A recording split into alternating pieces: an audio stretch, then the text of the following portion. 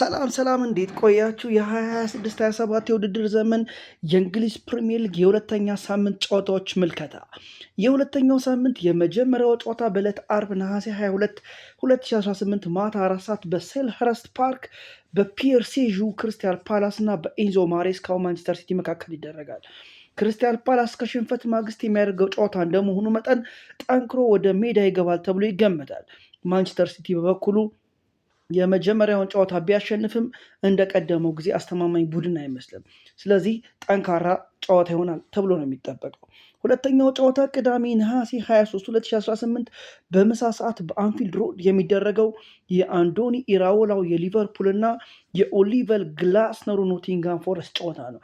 ሊቨርፑል ከኒውካስል ጋቻ ተለያይቶ ሲመጣ ኖቲንግሃም ፎረስት በሜዳው መሸነፉ አይረሳም። አሰልጣኞችን ማሰናበት ደስ ይላቸዋል የሚባሉት የኖቲንጋሙ ኢቫንጀሎስ ማሪናኪስ ይህንን ጨዋታ የሚሸነፉ ከሆነ ኦሊቨር ግላስነር ላይ ምን ይወስኑ ይሆን ወይስ ይታገሳሉ?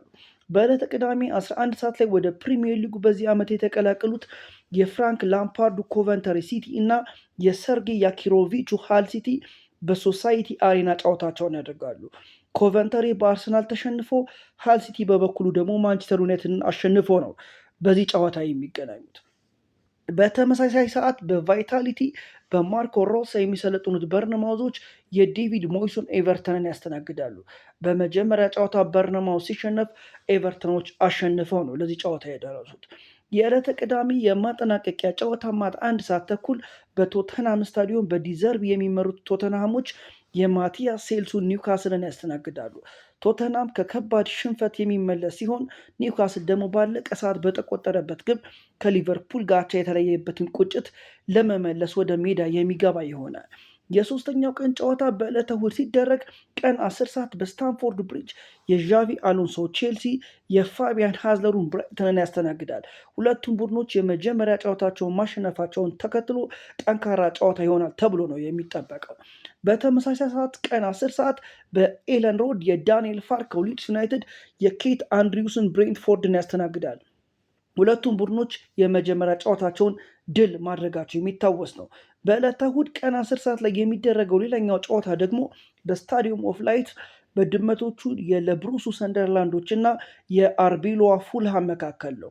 ሁለቱ ቡድኖች ከሽንፈት መምጣታቸውን ተከትሎ የትኛው ቡድን የመጀመሪያ ድሉን ሊያጣጥም ይችላል የሚለው በጉጉት እየተጠበቀ ነው የሚገኘው።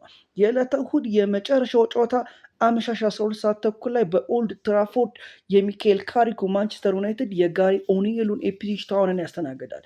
ማንቸስተር በአዲስ አዳጊው ሃል ተሸንፎ ሲመጣ ኢፕስዊች ታውን በበኩሉ ሰንደርላንድን አሸንፎ ነው ለዚህ ጨዋታ የመጣው። ታዲያ ዩናይትድ ከሁለተኛ አዳጊ ቡድን ጋር ሁለተኛውን ጨዋታ ያደርጋል። ያሸንፋል ወይስ የሚለው እጅግ አጓጊ ነው። የሁለተኛው ሳምንት የመጨረሻ ጨዋታ በዕለተ ሰኞ 4 ሰዓት ላይ በቪላ ፓርክ በኡናይ ኤምሪ የሚሰለጥነው አስቶን ቪላ እና በሚካኤል አርቴታው አርሰናል መካከል ይደረጋል። የመጀመሪያ ጨዋታቸውን በአስከፊ ውጤት የተሸነፉት አስቶን ቪላዎች አጀማመራቸው አላመራላቸውም። አርሰናል ደግሞ ይህንን ጨዋታ አሸንፎ ነው የመጣው። ታዲያ ይህንን ጨዋታ የኡናይ ኤምሪ አስቶን ቪላ ያሸንፋል ወይስ በጠንካራ አቋማቸው ላይ የሚገኙት የሚካኤል አርቴታው አርሰናል ድል ያደርግ ይሆን? ለማንኛውም በሁለተኛው ሳምንታት ታዲያ የትኞቹ ቡድኖች ድል ይቀናቸዋል? በቀጣይ የምናየው ነው የሚሆነው። ይህንን ቪዲዮ ላይክ፣ ሰብስክራይብ፣ ሼር በማድረግ ቤተሰብ ሁኑ።